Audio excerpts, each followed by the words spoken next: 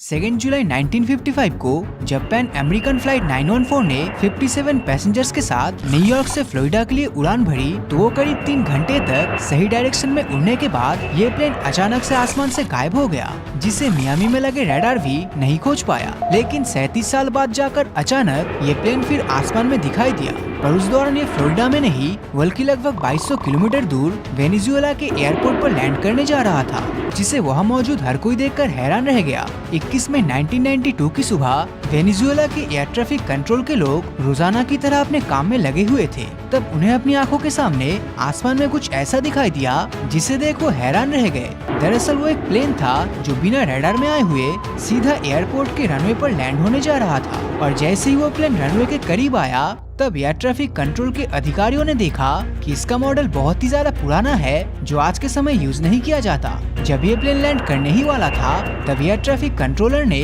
इसके पायलट से radio signal के जरिए संपर्क करने की कोशिश की, क्योंकि वो जानना चाहते थे कि आखिर ये रहस्यमय प्लेन आया कहां से है। जब पायलट से इस बारे में पूछा गया तब उस पायलट का कहना था कि ये फ्लाइट 914 है जो कि फ्लोरिडा में लैंड करने जा रहा है। ये सुनने के बाद एयर ट्रैफिक कंट्रोलर उस प्लेन के पायलट को बताते हैं कि ये वेनेजुएला का एयरपोर्ट है, जिसके बाद वो पायलट शांत हो जाता है क्योंकि वो अपने डेस्टिनेशन से 2200 किलोमीटर दूर पहुंच गया था। जब ये प्लेन एयरपोर्ट पर लैंड हुआ तब उस दौरान और भी बहुत सी अजीब घटनाएं हुई, क्योंकि एयरपोर्ट के स्टाफ ने नोटिस किया कि इस प्लेन में बैठे सभी यात्री पुराने जमाने के कपड़े पहने हुए हैं। साथ ही वो एयरपोर्ट पर रखे मॉडर्न एयरक्राफ्ट्स को बड़ी ही अजीब तरीके से देख रहे थे। कुछ समय की शांति के बाद अचानक से एयर ट्रैफिक कंट्रोल को फिर से इस प्लेन के पायलट की आवाज सुनाई देती है, जो घबराते हुए एयर ट्रैफिक कंट्रोल से पूछता है कि आज कौन सा तारीख है। तब एयर ट्रैफिक कंट्रोलर उसको बताते हैं कि ये 21 मई 1992 है, जिसको सुनने के बाद मानो उस पायलट को बहुत बड़ा झटका लगता है और वो तुरंत ही अपने कॉकपिट की खिड़की से बाहर झांकते हुए ग्राउंड क्रू से इशारों में ये कहता है कि अब उसे प्लेन लेकर वापस जाना है। जिस टाइम वो पायलट ग्राउंड क्रू की तरफ इशारा कर रहा था तब उसके हाथ से एक कागज का टुकड़ा एयरपोर्ट पर गिर गया, जिसके तुरंत बाद ही उस प्लेन ने फिर से उड़ान भरी और आसमान में गायब हो गया। इस घटना के बाद एयर ट्रैफिक कंट्रोलर तुरंत ही अपने ऑफिस से बाहर आए और उन्होंने पायलट के पास से गिरे उस कागज के टुकड़े को रनवे से उठाया, जो साल 1955 का कैलेंडर था। अब ये सभी चीजें उस प्लेन के टाइम ट्रेवल की ओर इशारा कर रहा था। इस घटना की इन्वेस्टिगेशन में कोई सबूत न मिलने के चलते लोगों ने इसे टाइम ट्रेवल की घटना ही मानी।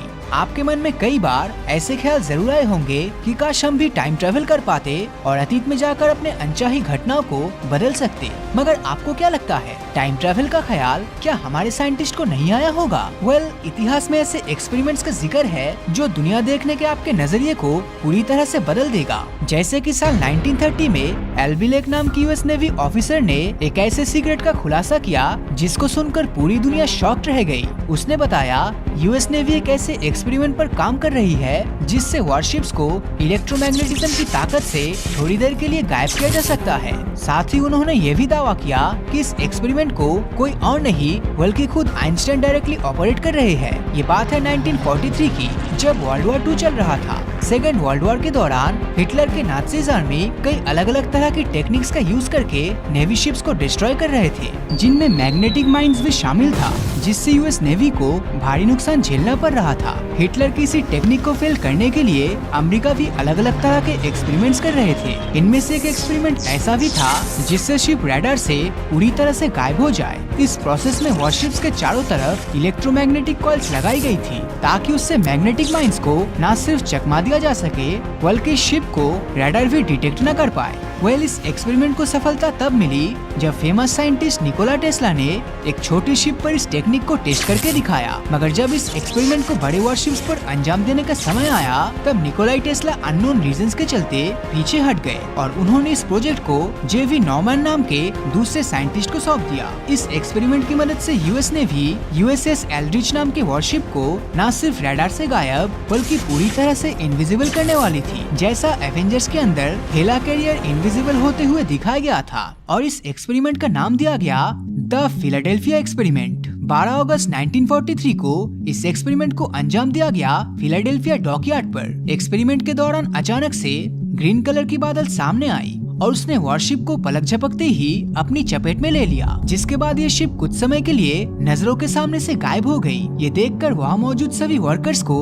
अपनी आंखों पर यकीन नहीं हो रहा था। अब उनको असली शॉक तब लगा जब पता चला कि यूएसएस एल्ड्रिच को 450 किलोमीटर दूर अमेरिका के किसी दूसरे शिपयार्ड नॉरफोक पर देखा गया और कुछ देर बाद वापस से ये शिप फिलाडेल्फिया लौट आया। एल्बिलेक के मुताबिक यूएसएस एल्ड्रिच का अचानक से गायब हो जाना और कुछ घंटों के बाद दोबारा उसी जगह वापस आ जाना निकोलाई टेस्ला के जीरो टाइम रेफरेंस जनरेटर की बदौलत पॉसिबल हो पाया था। साइंस की भाषा में कहे तो ये टेक्निक धरती के मैग्नेटिक फील्ड को इस तरह से ऑपरेट करती है कि ट्रैकिंग डिवाइस किसी चीज को डिटेक्ट करने की जगह हमारी मैग्नेटिक फील्ड को ही डिटेक्ट करने लगती है। सिंपल वर्ड्स में कहे तो सभी ट्रैकिंग डिवाइसेस के लिए यूएसएस एल्ड्रिच गायब हो चुका था। मगर चौंकाने वाली बात तो तब सामने आई जब एल्बिलेक ने कहा कि यूएसएस एल्ड्रिच कुछ घंटों के लिए गायब जरूर हुआ था, पर उस समय वो एक सफर करके वापस आया और वो सफर था टाइम ट्रेवल का। ये सुनने में भले ही शॉकिंग लगे, पर असलियत में इस एक्सपेरिमेंट को डॉक्टर फ्रैंकलिन रेनो ने एल्बर्ट आइंस्टाइन की यूनिफाइड फील्ड थ्योरी का इस्तेमाल करके डेमोन्स्ट्रेट किया था,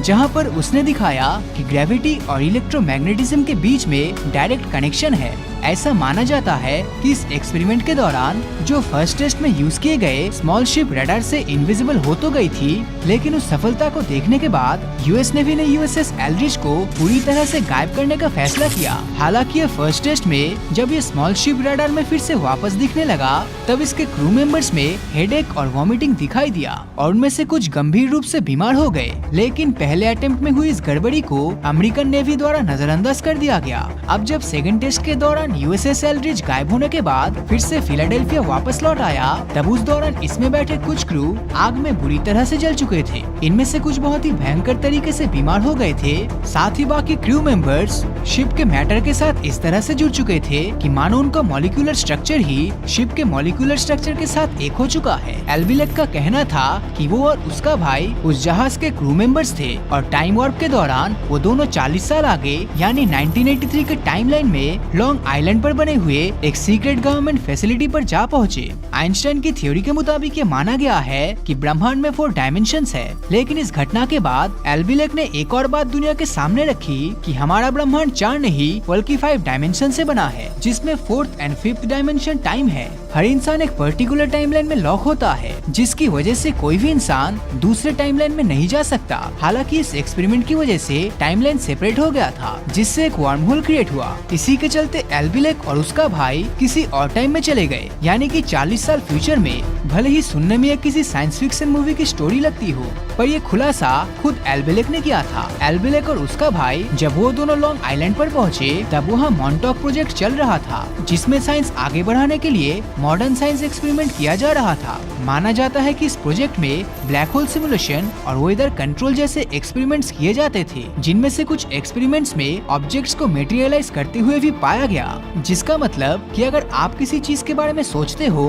तो वो चीज खुद ब खुद आपके सामने क्रिएट हो जाती है। कुछ एक्सपेरिमेंट्स में तो टेलीपोर्टेशन और ब्लैक होल क्रिएशन जैसे रिजल्ट्स भी पाए गए। हालांकि फिलाडेल्फिया एक्सपेरिमेंट में जो भी शामिल था, उस हर एक व्यक्ति की मेमोरी इरेज कर दी गई थी, पर फिर भी कुछ लोगों का मानना था कि उनके दिमाग में उस प्रोजेक्ट की कुछ धुंधली यादें अब भी मौजूद थी। शायद वही यादें एल्बिलेक दुनिया को बता रहा था। ये वो सच्चाई है जिसे दफनाने की कई बार कोशिश की गई, मगर एक चीज जो अब तक क्लियर नहीं हुआ कि क्या इस एक्सपेरिमेंट में वाकई में जहाज टाइम ट्रेवल कर चुका था। इस एक्सपेरिमेंट के बाद एल्बिलेक को डिमेंटिया से डायग्नोस किया गया, जो भूलने की एक मानसिक बीमारी है, जिस वजह से ऐसा अंदाजा लगाया जाता है कि उनका बचपन में साइंस फिक्शन को लेकर पागलपन डिमेंटिया के साथ मिलकर उनके मेमोरी गैप्स को फिल करने की कोशिश कर रहा हो। कुछ लोग मानते हैं कि एक असली घटना है जिसे सीक्रेट रखा गया है, और इसी के चलते एल्बिलेक को डिमेंटिया से डायग्नोस किया जा रहा है, जिससे इस एक्सपेरिमेंट की सच्चाई लोगों के सामने ना आ पाए। पर इसकी असली सच्चाई क्या है, इसका जवाब फिलहाल किसी के पास नहीं है। हो सकता है हम फ्यूचर में इस विषय पर कोई नई जानकारी हासिल कर पाए, लेकिन तब तक के लिए ये एक्सपेरिमेंट एक राज बनकर ही रह जाएगा। लेकिन आपका इस बारे में क्या ओपिनियन है? क्या आपको ये पूरी घटना सिर्फ एक साइंस फिक्शन कहानी लगती है, या फिर ये पूरी की पूरी सच्ची घटना पर आधारित है? अपनी राय नीचे कमेंट करके जरूर बताना। और इस वीडियो में हम 3000 लाइक्स का टारगेट रखते हैं, देखते हैं पूरा होता है कि नहीं। तो अगर ये वीडियो आपको अच्छा लगा हो तो इस वीडियो को लाइक और अपने दोस्तों के साथ शेयर करना मत भूलना। और अगर अभी तक आपने हमारे चैनल को सब्सक्राइब नहीं किया है तो सब्सक्राइब करके नोटिफिकेशन बेल को ऑन कर दीजिए, क्योंकि मैं ऐसे ही वीडियोस हर हफ्ते लाता रहता हूँ। तो तो मिलता हूँ आपसे अगले वीडियो में, और हमेशा की तरह थैंक्स फॉर वॉचिंग।